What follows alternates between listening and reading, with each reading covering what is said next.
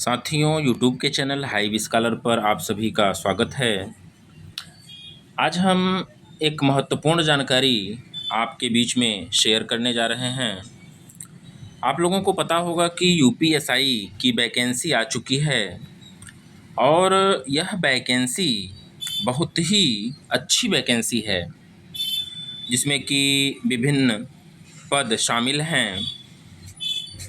तो यह यूपीएसआई की वैकेंसी जो है उत्तर प्रदेश सरकार द्वारा निकाली गई है। इस वैकेंसी में क्या योग्यताएं हैं, क्या इसका सिलेबस होने वाला है, कौन कौन लोग इसमें आवेदन कर सकते हैं, इन सब बातों पर हम लोग चर्चा पर चर्चा आज यहाँ पर करेंगे। तो जो भी स्टूडेंट यूपीएसआई की तैयारी में लगे हुए हैं वो निश्चित रूप से इस वीडियो को पूरा का पूरा देखेंगे। और अगर आप हमारे चैनल पर नए आए हुए हैं तो निश्चित रूप से आप चैनल को सब्सक्राइब करिएगा, बेल आइकन को प्रेस करिएगा और वीडियो को शेयर करिएगा, ताकि उन अभ्यर्थियों तक भी यह वीडियो पहुंच सके जो तैयारी में लगे हुए हैं, जिसने तैयारी स्टार्ट कर दी है। तो यहाँ पर हम लोग आज देखने वाले हैं इस वैकेंसी के डिटेल्स के बारे में। तो आइए हम लोग आगे बढ़ते हैं। ये देखिए विज्ञप्ति, यहाँ पर आप देख पा रहे होंगे, उप निरीक्षक नागरिक पुलिस एवं समकक्ष पदों पर सीधी भर्ती 2025। तो यहाँ पर आप देख सकते हैं कि उत्तर प्रदेश पुलिस भर्ती एवं प्रोन्नत बोर्ड को मुख्यालय पुलिस महानिदेशक से निम्न पदों पर अधियाचना प्राप्त हुए हैं। तो कौन कौन से अधियाचना है उसके बारे में हम लोग ज़रा सा देख लेते हैं। उप निरीक्षक नागरिक पुलिस पुरुष महिला दोनों आवेदन इसमें कर सकते हैं। प्लाटून कमांडर एसी पुरुष, उप निरीक्षक सशस्त्र पुलिस बल पुरुष। तीसरा नंबर है प्लाटून कमांडर उप निरीक्षक विशेष सुरक्षा बल पुरुष। और चौथा नंबर है महिला बटालियन हेतु महिला उप निरीक्षक पुलिस। तो इन पदों पर आवेदन जो है आ चुके हैं और आप लोग इस वैकेंसी को निश्चित रूप से भरिए। तो आइए हम लोग थोड़ा सा इसके बारे में और भी बातें देखते हैं। इस पद के लिए जो वेतनमान है 9300 और 34,800 है। और ग्रेड पे की अगर हम लोग बात करेंगे तो ग्रेड पे 4200 है। 4200 ग्रेड पे की जॉब है, बहुत ही अच्छी जॉब है, जिसका श्रेणीवार विवरण निम्नवत दिया हुआ है। फॉर्म भरने के लिए अभ्यर्थियों से ऑनलाइन आवेदन आमंत्रित किए जाते हैं, ये सब चीज़ें हैं। तो यहाँ पर देखते हैं उप निरीक्षक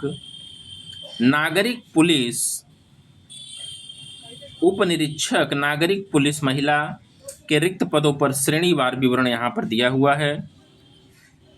अनारक्षित श्रेणी की बात करेंगे तो 1705 संख्या है। ईडब्ल्यूएस की बात करेंगे तो 422 है। पिछड़ा वर्ग की बात करेंगे तो 1143 है। एससी की बात करेंगे तो 890 है और एसटी की बात करेंगे तो 82 है। यानी कि टोटल 4242 पद यहाँ पर आपको देखने को मिल रहे हैं। आगे हम लोग अगर बात करें प्लाटून कमांडर एसी उप निरीक्षक सशस्त्र पुलिस के रिक्त पदों का श्रेणीवार विवरण केवल पुरुष अभ्यर्थियों के लिए ये है।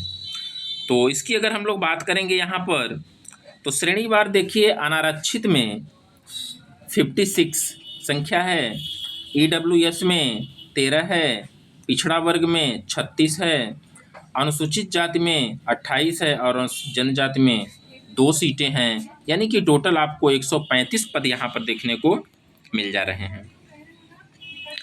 आगे देखिएगा प्लाटून कमांडर उप निरीक्षक विशेष सुरक्षा बल के रिक्त पदों हेतु यहाँ भी केवल पुरुष अभ्यर्थियों के लिए है। यहाँ पर संख्या की अगर हम लोग बात करेंगे तो अनारक्षित में 25 संख्या है, ईडब्ल्यूएस में 6 है, अन्य पिछड़ा वर्ग में 16 है, अनुसूचित जाति में 12 है और अनुसूचित जनजाति में 1 सीट आपको देखने को मिल रही है। और टोटल की अगर हम लोग बात करेंगे तो टोटल यहाँ पर 60 सीट हैं। आगे चौथे नंबर की अगर हम लोग बात करते हैं, यहाँ पर देखिएगा, महिला बटालियन हेतु महिला उपनिरीक्षक के रिक्त पदों पर श्रेणीवार, ये सिर्फ महिलाओं के लिए है। तो अनारक्षित में 47 संख्या है, ईडब्ल्यूएस में 10 संख्या है, ओबीसी में 27 संख्या है, एससी में 21 संख्या है और एसटी में 1 संख्या है। और टोटल की बात करेंगे हम लोग तो यहाँ 106 पद हमें देखने को मिल जा रहे हैं। तो ये टोटल पद अलग अलग आपने देखा, और इससे आप फॉर्म भरते समय आप देखिए कि हमें किस पद के लिए फॉर्म को अप्लाई करना है।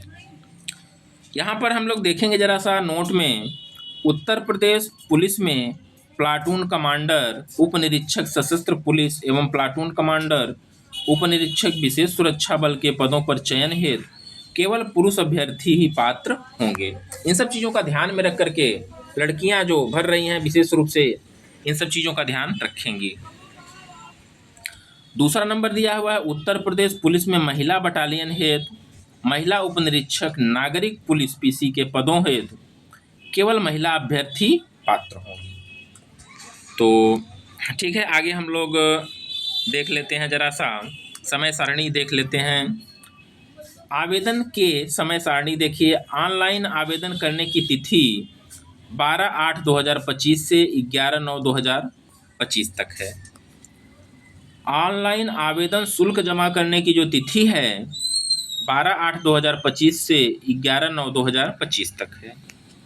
जमा किए गए शुल्क का समायोजन तिथि 12/8/2025 से 13/9/2025 तक है।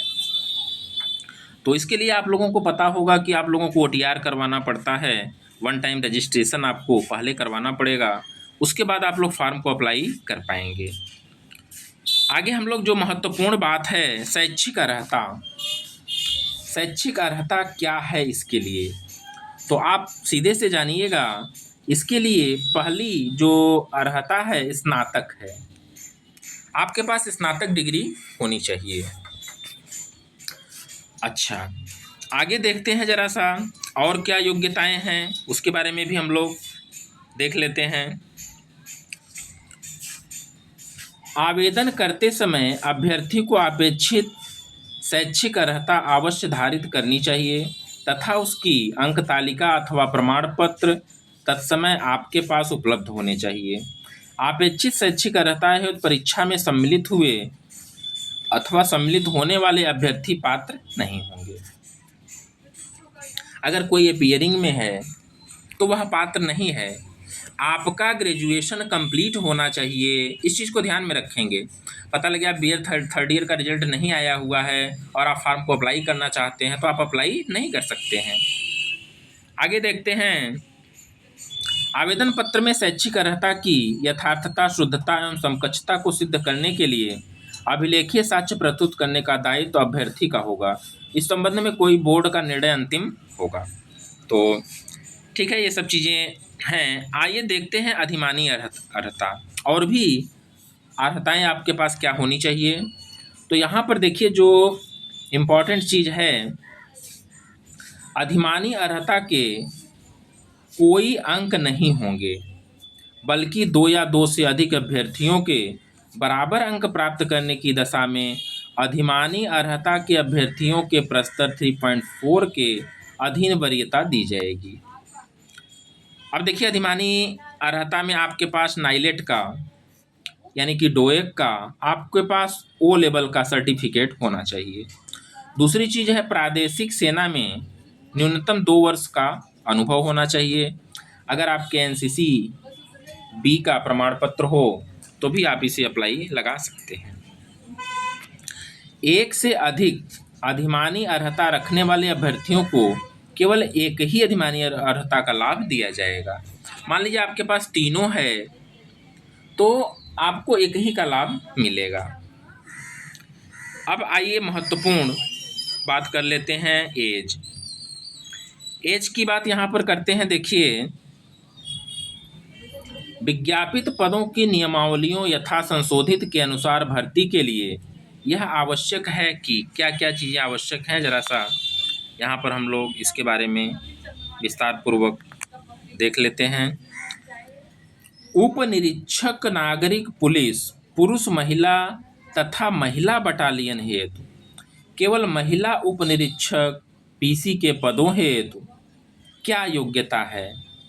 तो ये देखिएगा, अभ्यर्थी ने दिनांक 1/7/2025 को 21 वर्ष की आयु प्राप्त कर ली हो। ये डेट को ध्यान में रखेंगे, 1/7/2025 को आयु 21 वर्ष पूर्ण हो जानी चाहिए और 28 वर्ष की आयु प्राप्त न की हो। मैक्सिमम 28 साल नहीं होना चाहिए, उससे कम ही होना चाहिए। अर्थात अभ्यर्थी का जन्म 2/7/1997 से पूर्व तथा 1/7/2004 के बाद का नहीं होना चाहिए। इस चीज़ को कन्फर्म करके तब आप फॉर्म को अप्लाई करेंगे। तो आगे जरा सा देखते हैं हम लोग, दूसरे नंबर में क्या है। प्लाटून कमांडर पीसी पुरुष, उप निरीक्षक सशस्त्र पुलिस बल पुरुष तथा प्लाटून कमांडर उप निरीक्षक विशेष सुरक्षा बल पदों हेतु क्या अर्हता है? अभ्यर्थी दिनांक 1/7/2025 को 21 वर्ष आयु प्राप्त कर ली हो और 28 वर्ष से अधिक की आयु न हो। अर्थात अभ्यर्थी का जन्म 1/7/1997 से 1/7/2004 के बाद का नहीं होना चाहिए। ठीक है ना? तो इन सब चीज़ों के आप ध्यान में रख करके आइए आगे जरा सा हम लोग बढ़ते हैं। कुछ आयु सीमा में छूट की भी बात कही गई है। तो नियमानुसार जो छूट होगा वो हर अभ्यर्थी को उस तरह से मिलेगा। तो देखते हैं जरा सा। परंतु यह सुनिश्चित अनुसूचित जातियों, अनुसूचित जनजातियों और अन्य श्रेणियों से संबंधित अभ्यर्थियों की दशा में उच्चतर आयु सीमा उतने वर्ष अधिक होगी जितनी रिक्तियों की अधिसूचना के समय अधिनियमित में लागू सरकारी आदेशों में निर्दिष्ट की जाएगी।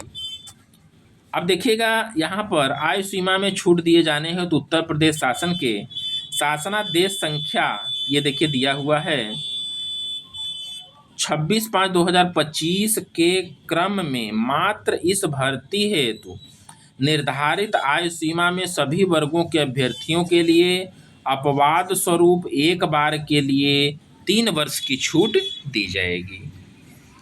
तो 3 वर्ष की जो छूट है वहाँ पर आप देख लीजिए। अब आइए महत्वपूर्ण बात पर हम लोग चर्चा करेंगे, जहाँ से कि हमें असली लड़ाई लड़नी है और अपनी परीक्षा को क्वालिफाई करना है।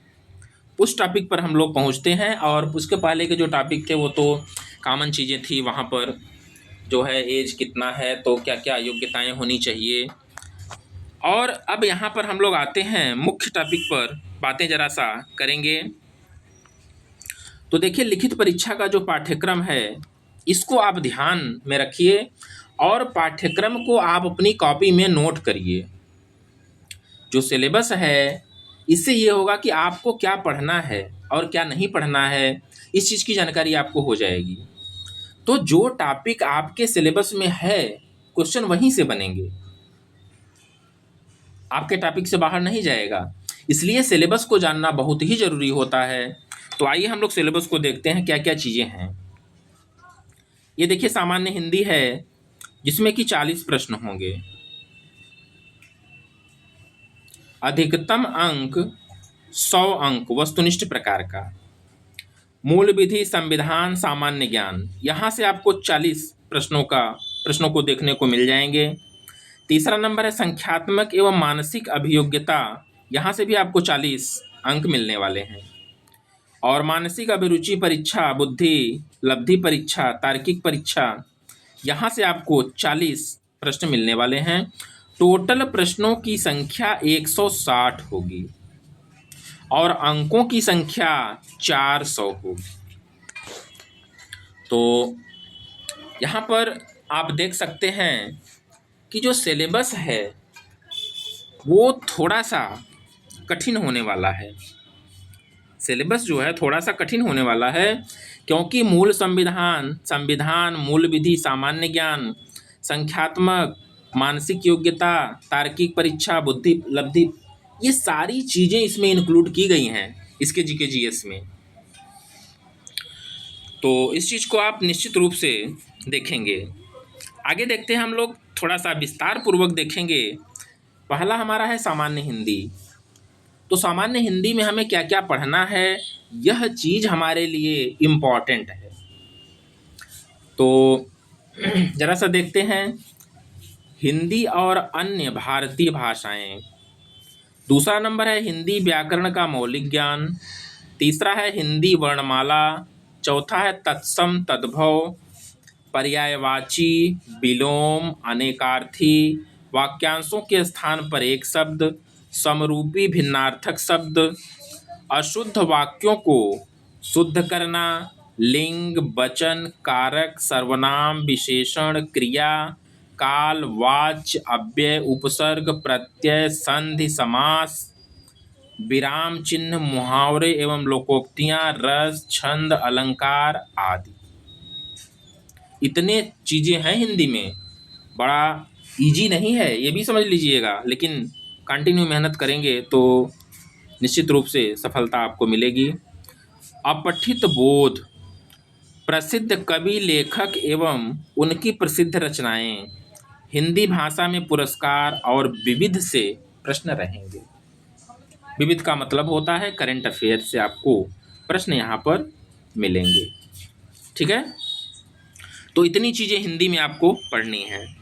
आगे आते हैं, देखते हैं मूल विधि, संविधान, सामान्य ज्ञान, भारतीय न्याय संहिता एवं भारतीय नागरिक सुरक्षा संहिता, महिलाओं, बच्चों, अनुसूचित जाति के सदस्यों आदि को संरक्षण देने संबंधी विधिक प्राविधाता, यातायात नियमों, पर्यावरण संरक्षण, वन्य जीव संरक्षण, मानवाधिकार संरक्षण, सूचना का अधिकार अधिनियम, आयकर अधिकार अधिनियम, भ्रष्टाचार निवारण, राष्ट्रीय अधिनियम, राष्ट्रीय सुरक्षा अधिनियम, आईटी अधिनियम, साइबर अपराध, जनहित याचिका, संपूर्ण न्यायिक निर्णय, भूमि सुधार, भूमि अधिग्रहण, भू राजस्व संबंधी कानूनों का सामान्य ज्ञान। तो इतनी चीज़ें हैं। आगे देखते हैं जरा सा, इसमें और भी क्या क्या चीज़ें हैं। संविधान का उद्देश्य, मौलिक अधिकार, नीति निदेशक तत्व, मूल कर्तव्य, संसदीय व्यवस्था, केंद्रीय एवं प्रादेशिक सरकारों का गठन एवं उसके अधिकार, कानून बनाने का अधिकार, स्थानीय शासन, केंद्र और राज्यों के बीच संबंध, निर्वाचन तथा अन्य महत्वपूर्ण जानकारी में संवैधानिक अनुसूचियाँ, अखिल भारतीय सेवाएं एवं उनकी चयन पद्धति आदि विषयों के सामान्य जानकारी। आगे देखते हैं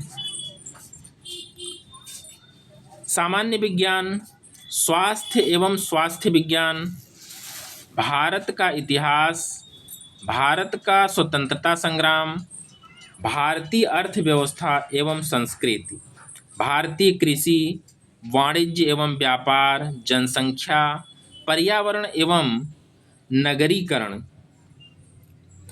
FDI, फॉरेन डायरेक्ट इन्वेस्टमेंट, विश्व भूगोल तथा भारत का भूगोल और प्राकृतिक संसाधन, राष्ट्रीय तथा अंतर्राष्ट्रीय महत्व के समसामयिक विषय, उत्तर प्रदेश की शिक्षा, संस्कृति और सामाजिक प्रथाओं के संबंध में विशिष्ट जानकारी। आगे देखते हैं उत्तर प्रदेश में राजस्व, पुलिस व सामान्य प्रशासनिक व्यवस्था, भारत और उसके पड़ोसी देशों के बीच संबंध, कंप्यूटर कौशल की आधारभूत जानकारी, सूचना और संचार प्रौद्योगिकी का मौलिक आधारभूत ज्ञान, सोशल मीडिया कम्युनिकेशन। इतनी चीज़ों से आपको होकर के चलना पड़ेगा। बहुत इजी और आसान सिलेबस नहीं है। आइए आगे बढ़ते हैं जरा सा। तीसरा देखिए, संख्यात्मक एवं मानसिक योग्यता परीक्षण में कौन कौन सी चीज़ें हैं। यहाँ पर आपको मिलेगा नंबर सिस्टम, संख्या पद्धति, सिंप्लीफिकेशन सरलीकरण, डेसिमल एंड फ्रैक्शन, दशमलव और भिन्न, highest common factor and lowest common factor, यानी कि महत्तम समापवर्तक और लघुत्तम समापवर्तक, रेशियो एंड प्रोपोर्शन, अनुपात और समानुपात, परसेंटेज यानी कि प्रतिशत, प्रॉफिट एंड लॉस, लाभ हानि, डिस्काउंट यानी कि छूट, सिंपल इंटरेस्ट, साधारण ब्याज, कंपाउंड इंटरेस्ट, चक्रवृद्धि ब्याज, पार्टनरशिप, भागीदारी, एवरेज औसत, टाइम एंड वर्क, समय और कार्य, टाइम एंड डिस्टेंस, समय और दूरी, use of table and graph, सारणी और ग्राफ का उपयोग। आगे देखते हैं, mensuration, arithmetical computation and other analytics function, अंक गणितीय संगणना एवं अन्य विश्लेषणात्मक कार्य, और मिसलेनियस यानी कि विविध टाइप के प्रश्न आपको देखने को मिलेंगे। अभी और भी है, देखते हैं हम लोग। मैथमेटिक्स का सिलेबस है, चल रहा है ये। लॉजिकल डायग्राम्स, तार्किक आरेख, सिंबल रिलेशनशिप, इंटरप्रिटेशन, संकेत संबंध, विश्लेषण, प्रिसेप्शन टेस्ट, प्रत्यक्ष ज्ञान बोध, वर्ड फॉर्मेशन टेस्ट, शब्द रचना परीक्षण, लेटर एंड नंबर सीरीज, अक्षर और संख्या श्रृंखला, वर्ड एंड अल्फ़ाबेट एनालॉजी, शब्द और वर्णमाला में आंशिक समरूपता, कॉमन सेंटेंस टेंस, सामान्य व्यवहारिक सामान्य परीक्षण, डायरेक्शन टेंस टेस्ट, दिशा ज्ञान परीक्षण, लॉजिकल इंटरप्रिटेशन ऑफ डाटा, आंकड़ों का तार्किक विश्लेषण, फोर्सफुल ऑफ आर्ग्यूमेंट, प्रभावी तर्क, डिटरमिनिंग इम्प्लीमेंटिंग मीनिंग्स, अंतर्निहित भावों का निश्चय करना। तो ये मैथमेटिक्स का सिलेबस था। इतना लंबा सिलेबस है। तो चलिए आगे देखते हैं जरा सा। तार्किक, मानसिक अभिरुचि परीक्षा, बुद्धिलब्धि परीक्षा एवं तार्किक परीक्षा में क्या क्या चीज़ें हमें पढ़नी है, वो चीज़ जरा सा देखिए यहाँ से। रिलेशनशिप एंड एनालॉजी टेस्ट, संबंध व आंशिक समता परीक्षण, स्पॉटिंग आउट द डिसमिलियर, असमानों को चिन्हित करना, सीरीज कंपटीशन टेस्ट, श्रृंखला पूरी करने का परीक्षण, कोडिंग एंड डीकोडिंग टेस्ट, संकेत लिपि और सांकेतिक लिपि को समझना, डायरेक्शन टेस्ट सेंस, दिशात्मक ज्ञान परीक्षण, ब्लड रिलेशन रक्त संबंध, problem based on alphabet, alphabet पर आधारित प्रश्न, टाइम सीक्वेंस टेस्ट, समय क्रम परीक्षण, Venn diagram and chart type test, Venn आरेख और चार्ट सदृश परीक्षण, मैथमेटिकल एबिलिटी टेस्ट, गणितीय योग्यता परीक्षण, अरेंजिंग इन ऑर्डर, क्रम में व्यवस्थित करना। तो ये रहा सिलेबस आपका मानसिक अभिरुचि का। आगे और भी सिलेबस है थोड़ा सा, उसको भी हम लोग देखेंगे। यहाँ पर देखिए, एनालॉजी समरूपता, सिमिलरिटी समानता, डिफरेंसेज भिन्नता, स्पेस विजुअलाइजेशन खाली स्थान भरना, प्रॉब्लम सॉल्विंग समस्या को सुलझाना, एनालिसिस जजमेंट विश्लेषण निर्णय, डिसीजन मेकिंग निर्णायक क्षमता, विजुअल मेमोरी दृश्य स्मृति, डायमेंशंस विभेदन क्षमता, ऑब्जर्वेशन पर्यवेक्षण, रिलेशनशिप संबंध, कॉन्सेप्ट अवधारणा, अर्थमेटिकल रीजनिंग, अंक गणितीय तर्क, वर्बल एंड फिगर क्लासिफिकेशन, शब्द और आकृति वर्गीकरण, अर्थमेटिकल नंबर सीरीज, अंक गणितीय संख्या श्रृंखला, abilities to deal with abstract ideas and symbol and their relationships, अमूर्त विचारों व प्रतीकों तथा उनके संबंधों में सामंजस्य की क्षमता। तो इतना बड़ा सिलेबस होने वाला है आपका यूपीएसआई कांस्टेबल का। अब साथियों, आप यहाँ पर ध्यान में रखेंगे एक चीज़। पहला चीज़ तो आपको पूरा का पूरा सिलेबस जितना है आप अपनी कॉपी में नोट करिएगा, और कॉपी में नोट करने के बाद आप तैयारी को स्टार्ट करिए। एक एक टॉपिक को आप तैयार करिए, क्वेश्चन आंसर को सॉल्व करिए। और हमारे इस चैनल को हाइव स्कॉलर चैनल है हमारा, देखिए HIVESCHOLAR।